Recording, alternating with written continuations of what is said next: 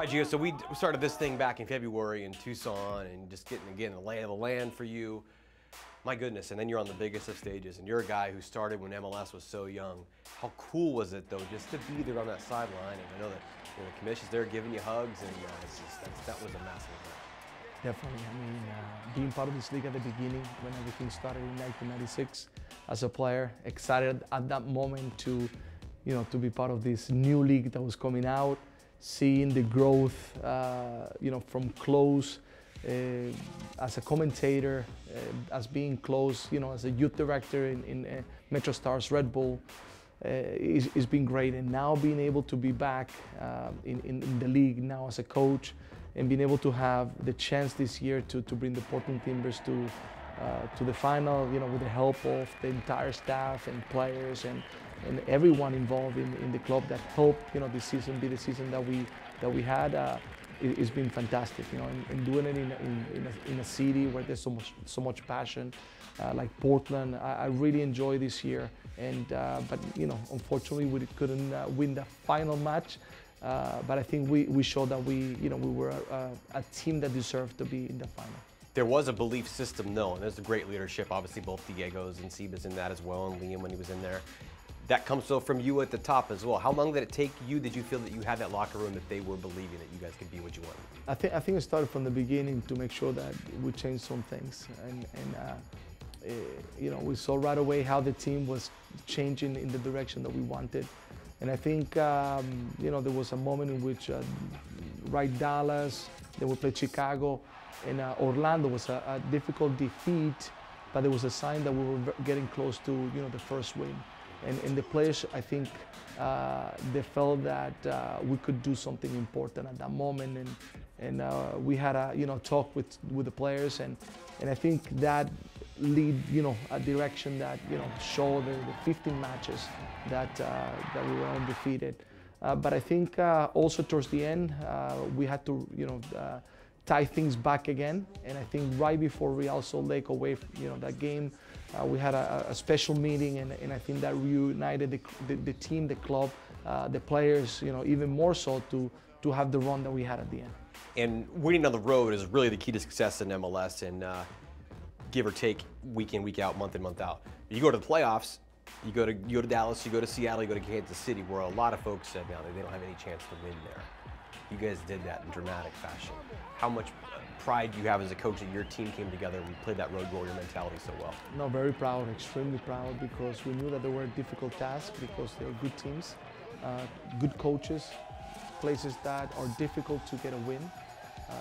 Going to Dallas, we knew we'd have to fight hard to make sure that we went through, because it was a knockout, game, so you had only one chance to do it, and then doing it with 10 players, it was incredible there for all the players. And then going then to now playing Seattle, it was the rival, playing at home, going thereafter. Just, again, extremely proud of everyone, because everybody participated. All the players were part of, making sure that we arrived where we got into. And then Kansas City, a team that at home is very strong, with a good culture, a great coach. Now going through that as well, so extremely proud of the guys, extremely proud of what they accomplished.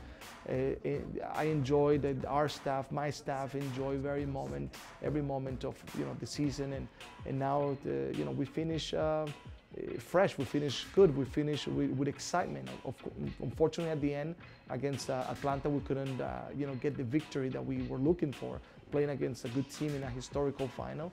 So now we have to come back even stronger next year. When you were calling the league, I guess you probably didn't have a dog in the race, Seattle or Portland, but now you're in it. You feel that vitriol now between the two? I'm a passionate soccer person, and even commentating, I always waiting for those matches between Seattle and Portland, because you could sense that there was a tremendous rivalry. It was a true derby classico. So now being part inside is is an honor for me, and these matches are the matches that you want to be part of. You wear a lot of blue suits, though. That became a talk. Huh? They look good on you. There's certainly times in any season, a head coach, a manager, and a player, they're going to butt heads, and that happened this year. How did you be able to keep the family together and then not break up a locker room when things like that were going on? the families, they're gonna go at each other sometimes, you know. But the important thing is that you care about, you know, the players, the family. It's important that you're honest, that there's honesty, transparency. You know, those moments, there's a demand for players to, you know, have to play at a top level, you know, with high intensity every single day, that there's competition, that everybody comes in ready to perform. And you know, and for us is to enjoy that we do that, but there's a commitment that has to be there, and players are, you know, taken accountable in that situation. So this year we had a few moments in which we had to make sure that we stay in line with those rules and with that, you know, expectation. And next year will be the same, not only for them, also for the coaching staff, for me as well, because we have to push ourselves also to always make sure that we are at top, and that's what the players expect as well.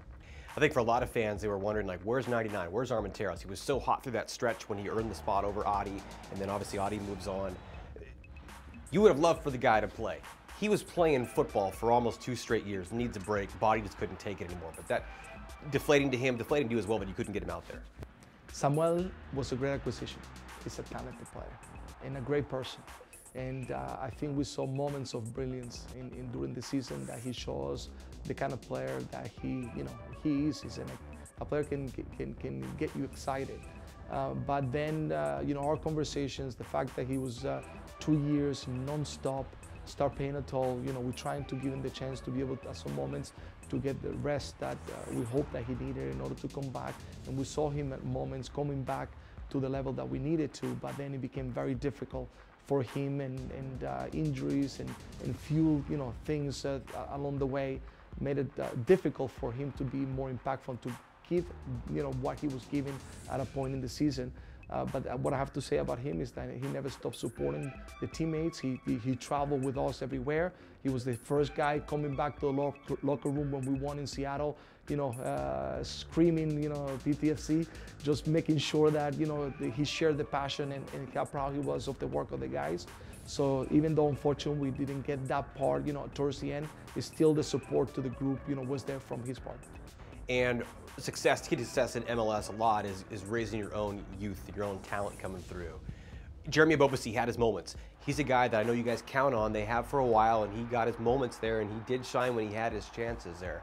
It's a relationship that has good communication. I think I said it all along, you know, Jeremy is a smart individual, and he's a person that you can have a conversation with, you know, and through the entire year we always spoke. You know, of course, some moments you're a little more heated because, you know, you want to play and you want to participate. And what I have to say about him is, you know, he fought hard.